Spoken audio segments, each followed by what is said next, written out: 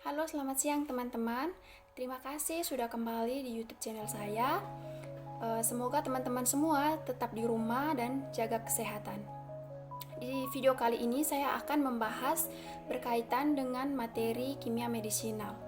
Untuk mempersingkat waktu, langsung saja, kimia medisinal itu merupakan suatu cabang ilmu biokimia dan biologi yang memahami tentang mekanisme suatu senyawa obat. Secara garis besar, kimia medisinal itu merupakan ilmu yang mempelajari tentang hubungan struktur kimia suatu senyawa atau obat dengan aktivitas biologisnya, di mana dalam menentukan sifat absorpsi, distribusi, metabolisme, ekskresi, serta toksisitas suatu senyawa obat, di mana bertujuan untuk memperoleh efek terapi yang maksimal serta memperkecil efek samping yang dapat merugikan bagi tubuh. Pada tahun 1783 sampai 1855, seorang ilmuwan yang bernama Magendie itu melakukan percobaan absorpsi suatu obat. Nah, dalam percobaannya itu diperoleh suatu obat yang memiliki zat-zat aktif seperti efedrin sebagai stimulan jantung, pereda batuk dan asma, opium yang mengandung efedrin sebagai analgesik, kodein sebagai pereda batuk, daun koka sebagai antihipertensi, dan quinin sebagai anti malaria.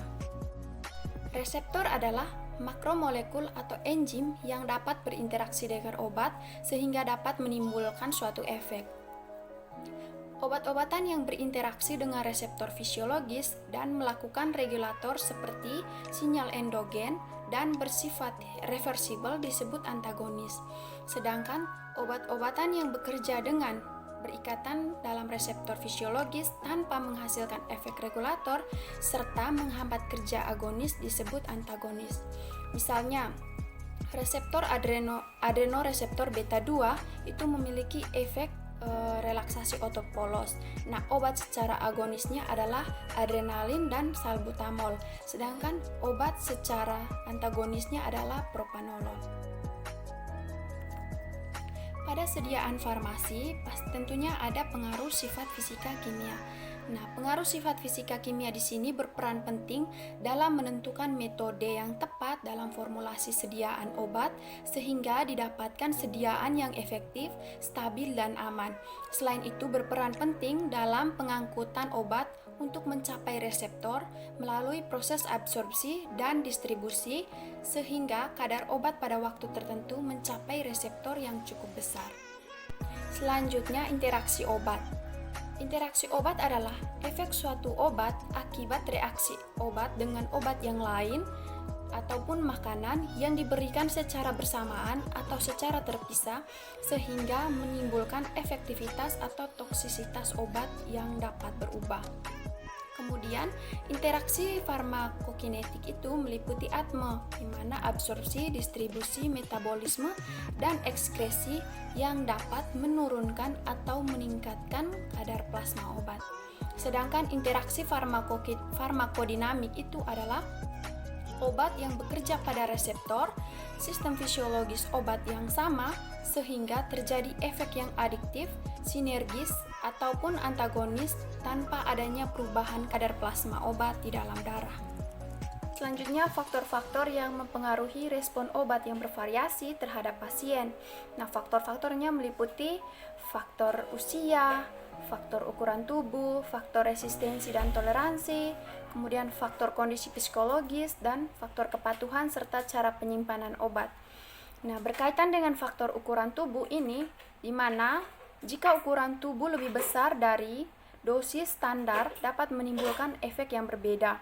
Kemudian faktor usia, di mana pada usia lanjut tentunya fungsi organ ginjal dan hati mulai menurun sehingga kerja obat atau efek obat juga akan berkurang. Kemudian toleransi dan resistensi. Toleransi di sini jika memakai obat secara terus-menerus dalam jangka panjang, tentunya tidak akan memberikan efek atau artinya tidak mempan lagi. Sedangkan resistensi ini berkaitan dengan penggunaan antibiotik, di mana jika penggunaan antibiotik secara terus-menerus itu suatu bakteri tidak akan mempan terhadap antibiotik tersebut dan tidak memberikan efek yang semestinya. Kemudian kondisi psikologis. Obat ditentukan oleh bagaimana seorang pasien itu menerima secara mental dalam memakai obat. Kemudian kepatuhan. Nah, jika pasien sangat membutuhkan suatu obat untuk memberikan efek terapi yang baik, tentunya dia akan mematuhi dalam mengkonsumsi suatu obat itu sesuai petunjuk. Kemudian cara penyimpanan. Misalkan obat seharusnya simpan di dalam kulkas, namun pasien menyimpannya dalam freezer. Nah, hal ini akan menyebabkan kerusakan struktur kimia obat tersebut. Selanjutnya, perbedaan afinitas dan aktivitas intrinsik. Afinitas berarti kecenderungan suatu obat untuk menggabungkan obat dengan jenis tertentu dari reseptor. Sedangkan aktivitas intrinsik berarti efek maksimal dari suatu obat yang memberikan efek terapi atau respon biologis dari suatu senyawa atau suatu obat jika masuk ke dalam tubuh tentunya akan bereaksi dan menimbulkan efek. Nah, obat yang masuk ke dalam tubuh sebelum menimbulkan efek, dia akan melewati beberapa fase, yaitu fase farmasetik atau biotransformasi, fase farmakokinetik, kemudian fase farmakodinamik. Fase farmasetik di sini berarti proses yang dialami oleh obat sebelum diabsorpsi oleh tubuh atau sebelum mengalami penyerapan. Nah, di sini itu tergantung dari rute pemberian obat. Misalnya, obat oral atau obat sediaan tablet itu diberikan secara oral. Kemudian obat krim diberikan secara topikal dan obat injeksi itu melalui intravena. Di mana untuk menentukan kecepatan dan jumlah obat sampai ke sirkulasi. Kemudian, fase farmakokinetik di sini proses yang dilakukan oleh tubuh terhadap obat yang mencapai sirkulasi sistemik dan jaringan. Kemudian, fase farmakodinamik di sini berarti proses interaksi obat dengan tubuh untuk menghasilkan efek. Ini adalah skema dari fase farmasetik, fase farmakokinetik, dan fase farmakodinamik. Teman-teman bisa lihat, ini obat dalam bentuk sediaannya seperti apa, misalkan bentuk sediaan tablet, injeksi, krim, dan lain sebagainya. Nah, seperti yang sudah saya jelaskan sebelumnya bahwa fase farmasetik ini berarti tergantung dari rute pemberiannya, di mana adanya disintegrasi, deagregasi, dan disolusi. Disintegrasi di sini berarti pelepasan obat dan bahan tambahan atau zat pembawa dari sediaan obat. Kemudian, deagregasi itu merupakan pelepasan bahan aktif obat dari zat pembawa. Kemudian disolusi berarti proses bahan aktif terlarut dalam media air atau lemak. Kemudian fase farmakokinetik itu fase obat siap diabsorpsi atau diserap oleh tubuh. Adanya ATME, yaitu absorpsi, distribusi,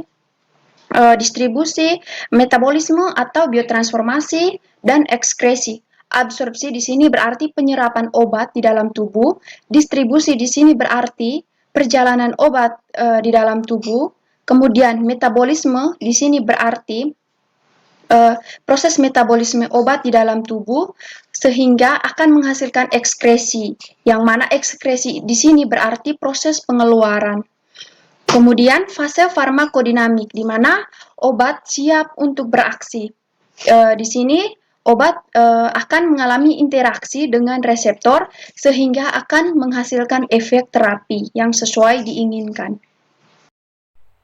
Tentunya situasi sekarang teman-teman tahu dalam keadaan yang tidak baik di mana COVID-19 sedang leluasa. Nah, di sini tips untuk menghindari diri dari COVID-19. Yang pertama, rajin mencuci tangan dengan air bersih dan gunakan sabun atau gunakan antiseptik. Kemudian, menjaga sistem imun dengan istirahat yang cukup, mengkonsumsi buah-buahan dan sayur-sayuran, kemudian hindari menyentuh hidung, mulut, dan mata jika tangan belum dibersihkan. Kemudian hindari stres, jaga jarak, dan menggunakan masker bila bepergian. Semoga video ini bermanfaat bagi teman-teman.